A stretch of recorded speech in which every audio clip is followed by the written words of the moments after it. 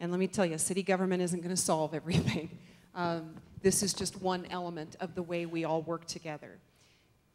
The kinds of things that I've been doing for so many years, right here at the local level, here in Colorado Springs, here throughout our entire region, in local government, sets me apart in many ways in terms of the role that we're all looking at, in terms of being able to work with people, the relationships, the systems, parks, public works, information technology, just personnel issues, working together in fleet, asphalt. I'm a little bit of an asphalt geek. I don't mind telling you, it's something that I study and I like, and I think it matters, and it goes to, obviously, policy decisions that we make. How do we allocate money? Are we making the best choices when we go out there and do overlays? Do we use rubberized asphalt? Do we use concrete? All these kinds of different things. I know they're kind of nitty-gritty things, but they matter to listen and to learn. And all these years of listening and learning and talking about policy and working and grinding through these things in a way that not only is designed for us to deliver the best services to you, but for us to include you, to transform the way we've done business here into a way that is transparent, into a way that you can trust, I hope, that you can get information, that you can ask questions and get an open and honest answer and a real one, and find the information that you need. It's all of those kinds of things. The service delivery, the love and advocacy of this city, taking all of our assets and going out and telling people why they should come here and set up business and why they will never leave. The kind of, well, maybe a little bit of bullheadedness every now and then in saying, you know, we need to do things this way and we're just going to fight for that. We need to eliminate the business personal property tax. We need to focus on business. We need to be open. We need to be willing to look at our systems in a very, very different way. We need to get rid of turf wars. And folks, I've been across the table and I've been told point blank, we will never implement that idea because we will never give you the credit for it. And I just find that appalling. I think that's fairly embarrassing to our city. It's embarrassing to leadership, and it's the wrong way to do business. Those are the kinds of things that I want to change. I have a voting record to prove it. I have years of local, in-the-trenches experience right here in Colorado Springs with many of you, with my neighborhood, with my communities, with my colleagues and people around this region, not all of whom I've agreed with, but we've fought through these issues, and that's what I want to bring to the city. So I ask for your vote for Mayor, Amy Lathan for mayor.com. Thank you. Thank you, Amy.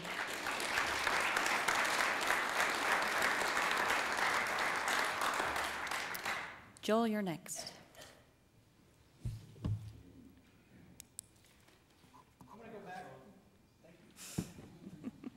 I want to go back to that issue of trust because I think it's fundamental for everything else that we do. Trust and sticking to the role of government and the things that we need to do as a city.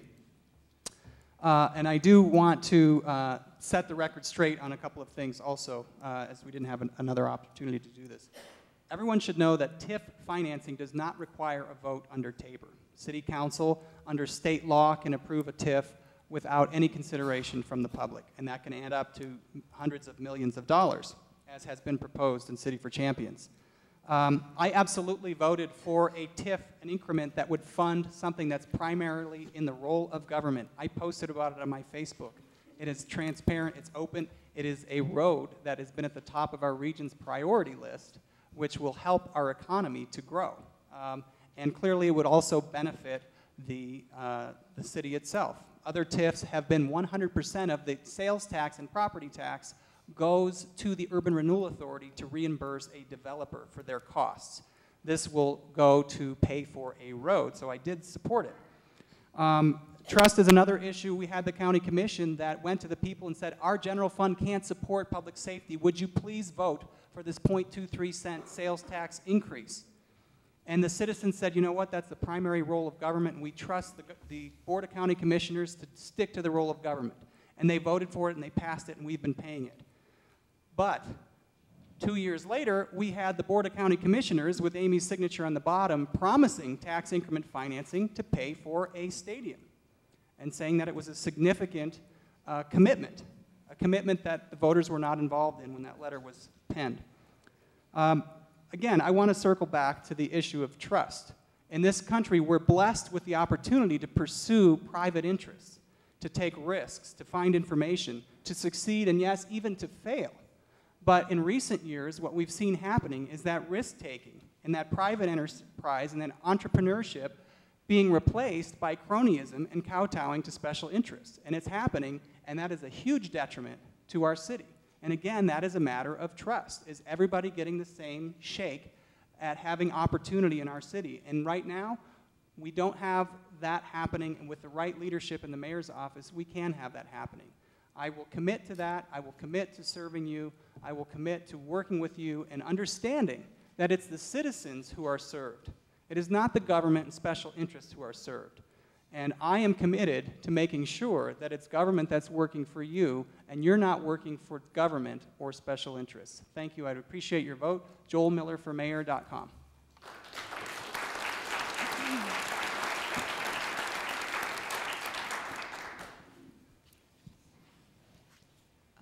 The election is April 7th, as I'm sure you all know, and the ballots are going out very shortly, and you will have the opportunity to check the boxes for mayor and for council members.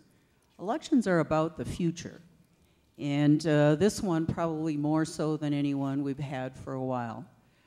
I have to thank Steve Bach for his service being the first quote-unquote strong mayor in Colorado Springs. It was a tough job, and in many ways an ill-defined job. I'm glad it wasn't me. I want to say thank you, but I want to be the second one. And I have a track record. I have a track record of being open government, accessible to citizens, innovative. One of the programs I had was Take 10 with the mayor, where anyone could come. I set aside an evening, and anyone could come and talk to the mayor for 10 minutes. Sometimes they were really problematic discussions that people wanted something solved, and sometimes they were purely social, and sometimes they were Boy Scouts earning a badge. But the important thing was that the mayor's office was open to all comers. I want that to be a symbol of the way I would be mayor for you. I think that I don't want to focus on the past, what Steve has done that's been wrong. I want to focus on the future. And the future is a city that is open to you, the citizens. If we take care of our community, if we make it the kind of community that we want to live in, that is pleasant, that there are opportunities, that it looks good, that we can celebrate and be proud of it, our community will attract others as well. We will retain young people. We will retain older people. And you know what? It's going to be a great place. It will attract others to come, and it will attract business. But most of all, you, the taxpayer, will like where you're living, and you will trust your government. Thank you very much.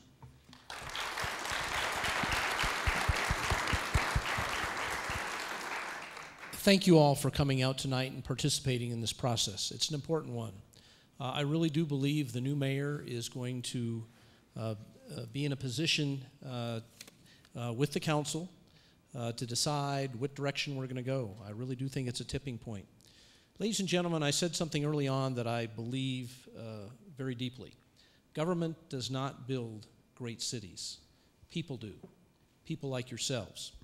But the question is government going to be of assistance to the people in building a great city, or is it going to be a detriment? And it can be a detriment. Whether it be from a regulatory perspective, whether it be creating an environment that is not conducive to economic development. I want to be a mayor of a city that's a positive force so that people can work together and build the kind of city they want to build. I believe I have the knowledge, the experience, the passion, and perhaps most importantly in terms of the most recent history, the collaborative leadership style to effectively and efficiently run the executive branch of government,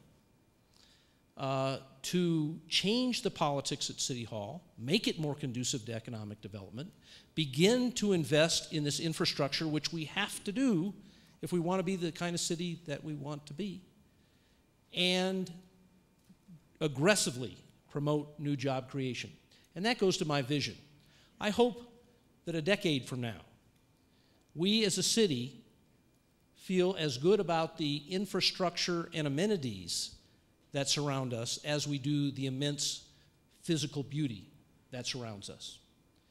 And I hope that a decade from now, we will have expanded job opportunities, particularly private sector job opportunities, so we'll have more confidence that our children and our grandchildren who choose to live in Colorado Springs can find the employment opportunities that match their education and their capabilities, and they'll be able to do that. That's not something that we can say over the last 15 years. That's my vision. And I want to go to work to implement that vision. John Suthers, or SuthersForMayor.com. But perhaps, I'm going to end the way I began. I want to get this city moving again. And I'm asking you to vote for me, to join me in that effort. Thank you very much. I appreciate you coming out.